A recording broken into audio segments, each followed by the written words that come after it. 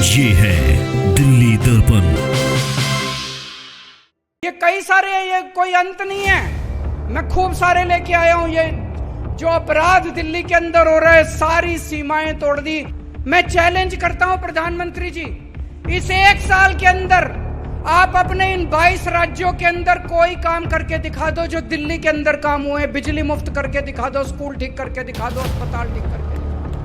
तो double engine की सरकार इसलिए चाहिए कि केंद्र के तो सारे ठेके दे दिए, अब राज्यों के ठेके भी देने हैं उनको, इसलिए इनको डबल इंजन की, डबल लूट की सरकार चाहिए इन लोगों। इंजन तो जून में ही खराब हो गया था जब इनके 240 सीट आई थी। अब दूसरा इंजन एक एक करके अभी हरियाणा से दूसरा इंजन जा रहा है, फिर जम्मू कश्मीर से जा रहा है, फिर झारखंड से भी जाएगा, फिर महाराष्ट्र से भी। अब सारे डबल इंजन की सरकार जा रही है। डबल इंजन का मतलब है डबल लूट, डबल भ्रष्टाचार। वंदे। आज इतनी बड़ी संख्या में दिल्ली के कोने कोने से आए हुए मेरे प्यारे बहनों, भाइयों, माताओं, बुजुर्गों, बच्चों, आप सबको मेरा नमस्कार, सबको मेरा प्रणाम। कल शाम को मैं टीवी देख रहा था, एग्जिट पोल आ रहे थे। देखे आप लोगों ने? क्या देखा?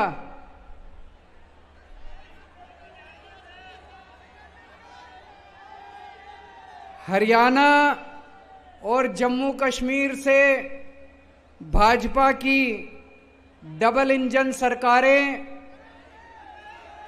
जा रही हैं। दोनों राज्यों से भाजपा की डबल इंजन सरकार जा रही है। अब डबल इंजन फेल हो गया देश के अंदर। एक इंजन तो जून में ही खराब हो गया था जब इनके 240 सीट आई थी। अब दूसरा इंजन एक एक करके अभी हरियाणा से दूसरा इंजन जा रहा है, फिर जम्मू कश्मीर से जा रहा है, फिर झारखंड से भी जाएगा, फिर महाराष्ट्र से भी। अब सारे डबल इंजन की सरकार जा रही है। लोगों को समझ में आ गया डबल इंजन सरकार मतलब महंगाई, बेरोजगारी और भ्रष्टाचार। डबल इंजन सरकार मतलब महंगाई, बेरोजगारी और भ्रष्टाचार। इसीलिए पूरे देश से इनकी सरकारें जा रही हैं। अब दिल्ली के चुनाव आने वाले हैं। दिल्ली में आके ये कहेंगे डबल इंजन सरकार बना दो, डबल इंजन सरकार बना दो। इनसे पूछना जब आए कि भाई हरियाणा वालों ने बनाई थी तुम्हारी डबल इंजन की सरकार, 10 साल तक इनकी हरियाणा में डबल इंजन की सरकार रही, तो ऐसा क्या करा तुमने कि हरियाणा में आज कोई इनको अपने गांव में नहीं घुसने दे रहा? पता है आप लोगों को, आपकी रिश्तेदारियां होंगी गांव में। मैं गया था, अभी पूरे हरियाणा में घूम रहा था। मैं चुनाव प्रचार के लिए मैं गया था। भाजपा वालों को गांव के अंदर नहीं घुसने दे रहे। मतलब जैसे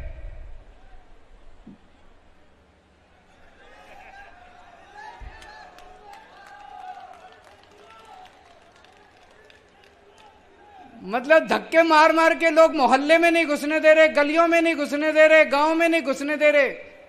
तो डबल इंजन की सरकार तुम्हारी हरियाणा में बनाई थी। ऐसा क्या कर दिया तुम लोगों ने कि हरियाणा वाले अब तुमको दुत्कार के भगा रहे हैं अपने अपने गांव से? उत्तर प्रदेश में 7 साल से डबल इंजन की सरकार है। कुछ तो गड़बड़ करी होगी तुमने कि आधी सीट रह गई तुम्हारी लोकसभा के अंदर उत्तर प्रदेश से। क्या गड़बड़ करी तुम्हारी डबल इंजन ने?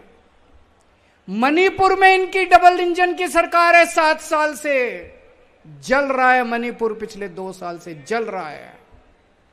तो ऐसी डबल इंजन की सरकार चाहिए कि मणिपुर बना दे हर राज्य को? तो अगर ये आए आपके पास और कहें डबल इंजन की सरकार चाहिए, तो बोलना बिल्कुल नहीं बनानी डबल इंजन की सरकार। थक गया ये देश डबल इंजन की सरकार से। डबल इंजन का मतलब है डबल लूट, डबल भ्रष्टाचार। मोदी जी के एक दोस्त हैं, नाम पता है सब लोगों को? एक ही कहते हैं मोदी जी कहीं भी विदेश जाते हैं, उनके पीछे पीछे वो जाता है और उनके लिए ठेके इकट्ठे करके लाते हैं। देश में जितने काम है सारे उनको दे रहे हैं। केंद्र सरकार में जितने ठेके हैं सारे उसको मिलते हैं। कौन है? तो डबल इंजन की सरकार इसलिए चाहिए कि केंद्र के तो सारे ठेके दे दिए, अब राज्यों के ठेके भी देने हैं उनको, इसलिए इनको डबल इंजन की, डबल लूट की सरकार चाहिए इन लोगों को। अभी आएंगे, आपके घर में आएंगे चुनाव में और कहेंगे जो जो केजरीवाल ने किया वो सारा काम हम करेंगे। अभी कह रहे हैं, ये जा रहे हैं जगह जगह, जो जो केजरीवाल ने किया सारा काम हम करेंगे। तो उनको कहना फिर तुम्हारी क्या जरूरत है, केजरीवाल है ही हमारे सारे काम करने के लिए, फिर इनकी क्या जरूरत है?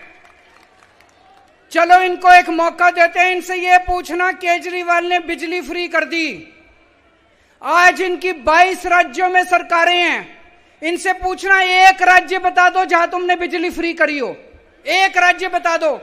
गुजरात में, राजस्थान में, मध्य प्रदेश में, छत्तीसगढ़ में, उत्तर प्रदेश में, उत्तराखंड में कहीं इन्होंने बिजली फ्री करी हो?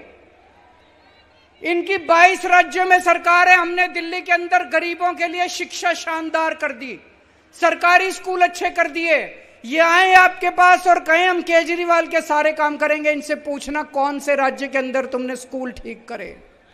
गुजरात में 30 साल से इनकी सरकार है, एक स्कूल दिखा दो।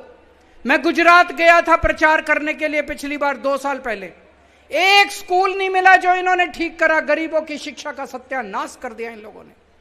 22 राज्यों में इनकी सरकार है, एक काम बता दें, ये एक काम जो इन्होंने अच्छा काम करा हो 22 राज्यों के अंदर। मैं आज मोदी जी को कहना चाहता हूं, प्रधानमंत्री जी, अगली साल 17 सितंबर को आप 75 साल के हो जाओगे, अगली साल 17 सितंबर को आप रिटायर हो जाओगे, 1 साल और बचा आपका प्रधानमंत्री का। मैं चैलेंज करता हूं प्रधानमंत्री जी, इस 1 साल के अंदर आप अपने इन 22 राज्यों के अंदर कोई काम करके दिखा दो जो दिल्ली के अंदर काम हुए। बिजली मुफ्त करके दिखा दो, स्कूल ठीक करके दिखा दो, अस्पताल ठीक करके दिखा दो।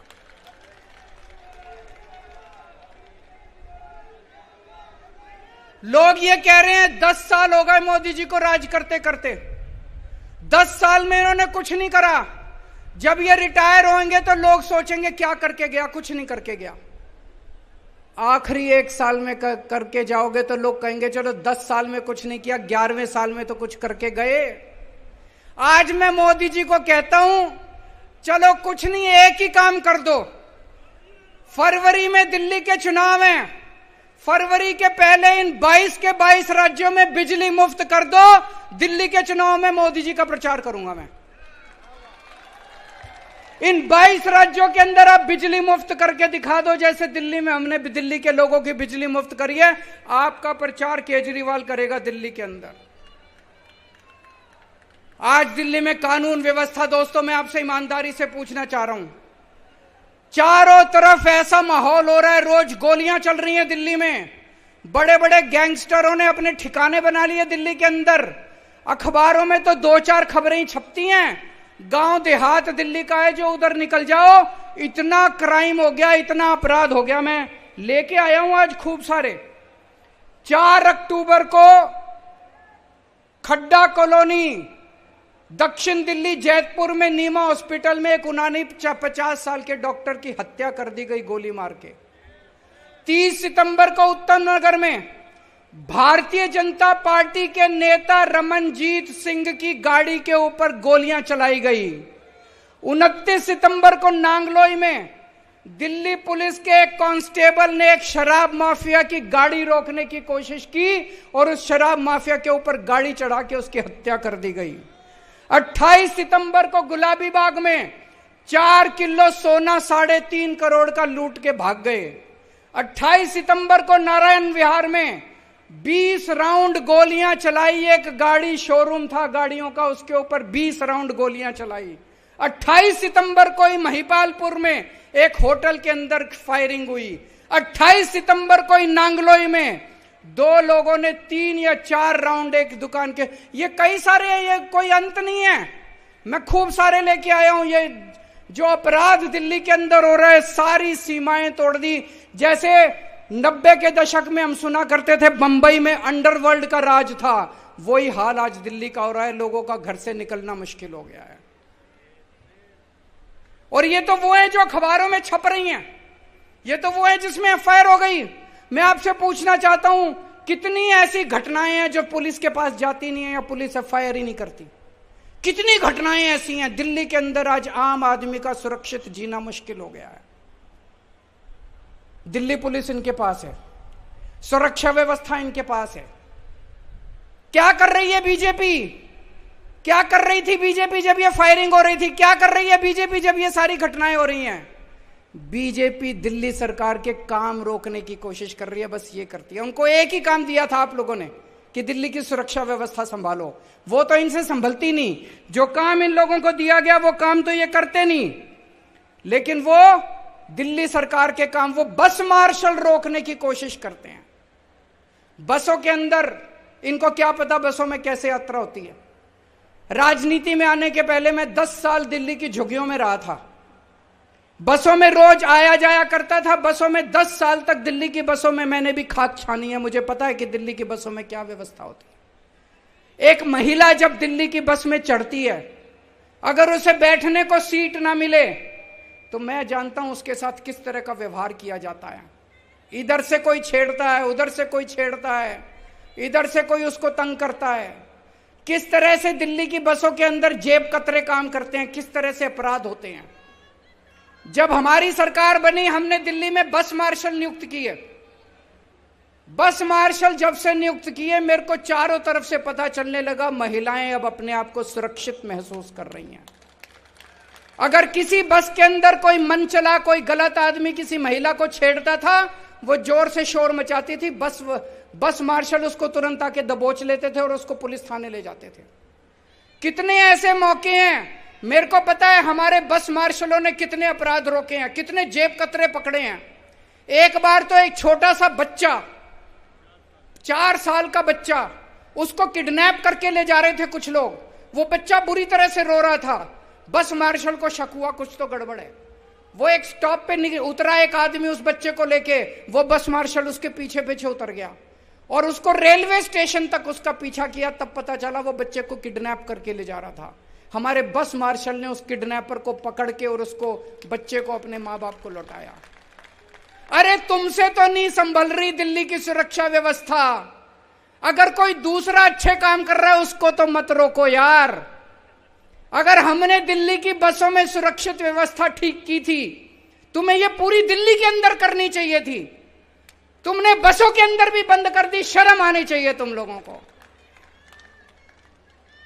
इन्होंने बस मार्शल 1 साल हो गया दिल्ली के अंदर बंद किए हुए। 3-4 बार तो मैं दिल्ली के एलजी के पास होके आया, मैंने दिल्ली के एलजी के पैर पकड़े, मैंने कहा ये बस मार्शल बंद मत करो। एक तरफ इन्होंने दिल्ली में बसों के अंदर महिलाओं को सुरक्षित कर दिया, यात्रियों को सुरक्षित कर दिया। दूसरी तरफ ये बस मार्शल कौन है? ये गरीब बच्चे हैं बेचारे। 15-15 हजार रुपए मिलते हैं इनको महीने के। अरे 15 हजार रुपए में आजकल कौन नौकरी करता है? गरीब आदमी तो नौकरी करता है। कोई इनका बीजेपी के नेताओं का बच्चा तो नौकरी नहीं करता बस मार्शल की। गरीब आदमी तो नौकरी करता है। बहन जी गलत तो नहीं कह रहा? गरीब आदमी तो नौकरी करता है। इन 10,000 बस मार्शल की नौकरी छीन ली इन लोगों ने। और कितनी नौटंकी कर रहे हैं, कितना झूठ बोल रहे हैं। कभी कहते हैं कैबिनेट नोट पास नहीं किया, कभी कहते हैं फलाना नोट पास नहीं किया, ये नहीं किया। कल हमारी सारी कैबिनेट बैठ गई इनके साथ। आतिशी जी, सौरभ भारद्वाज, ये हमारे सारे मंत्री बैठ गए। बोले बताओ कहां साइन करने हैं? बोले कैबिनेट नोट पास करो। इन्होंने कैबिनेट नोट बना दिया। कल ये सारे दिल्ली के सामने, सारे देश के सामने ये नंगे हो गए ये लोग।